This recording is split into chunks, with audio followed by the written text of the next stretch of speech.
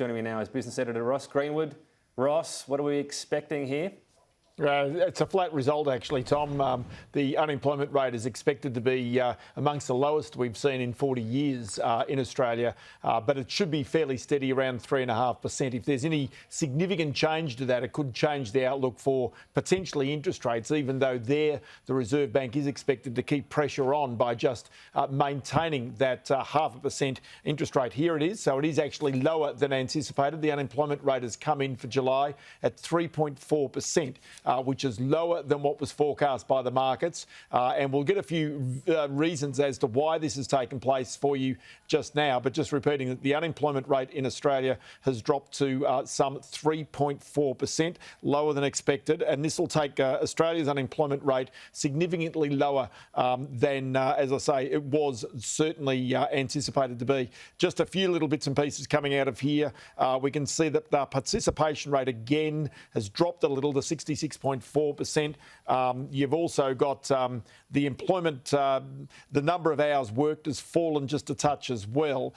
So it's really a situation whereby now this is great news for Australia, but probably means that there's more pressure sitting on the Reserve Bank as well to just keep, raising those interest rates by an extra 0.5% when it next meets.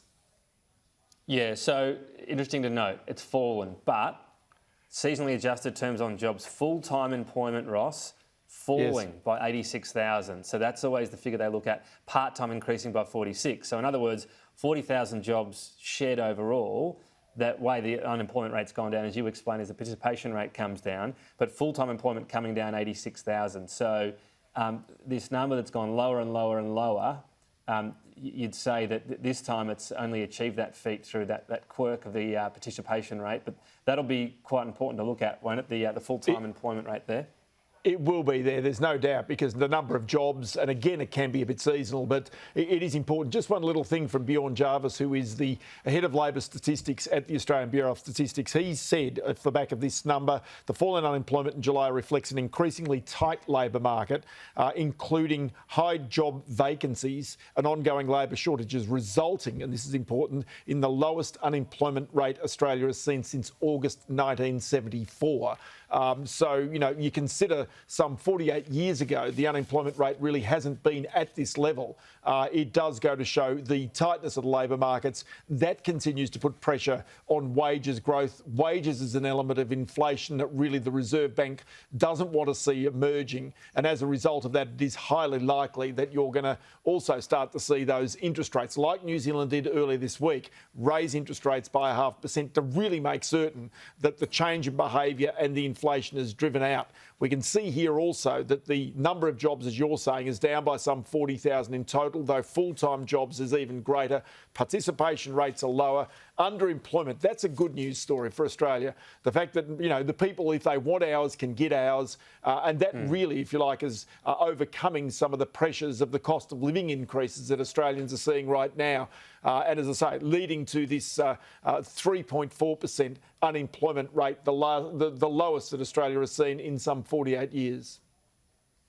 So, Ross, your prediction, I think you alluded to it just before, that you think the RBA will still go a 0.5% hike next time, and then perhaps a bit of a plateau or slower increases as they keep watching the various key economic indicators and where they head. I think that's the story, Tom. I think they've really got to maintain the pressure to make certain that they really crush the inflation out of our community.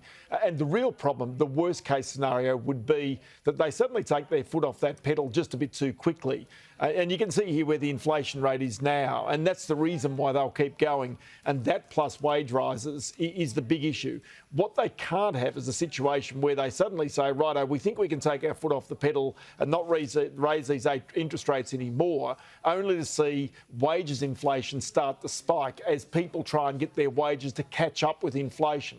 The issue yesterday, having seen the wages number come out, even though it was the highest in 7 years, 2.6%, it's still well below the inflation rate. You can see there's the difference. And so real wages are going backwards. So people are having to dip into their savings to maintain their standard of living, or they're having to cut back. And really that's what the Reserve Bank is wanting to change, is the behaviour. And so either ultimately wages catches up, but the more that wages catches up, the more that inflation is created in the community, the more that the interest rates ultimately will have to stay high for longer to keep up with that as well.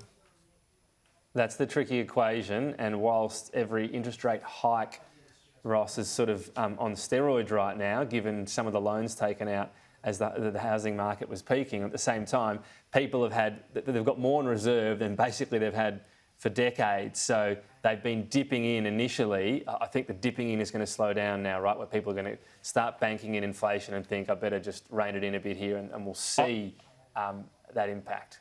I think that's the case, but it's interesting because people are talking about recession. Could Australia tip into recession? The consensus is that no, it won't. But when you go back to the 1990s recession and the conditions that led into it, which are not dissimilar to what we're seeing now with interest rate movements and with house price movements as well. But the fundamental difference is the fact that people have jobs now.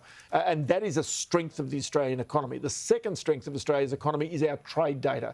We're in a massive trade surplus, whereas back then we were in a massive trade deficit.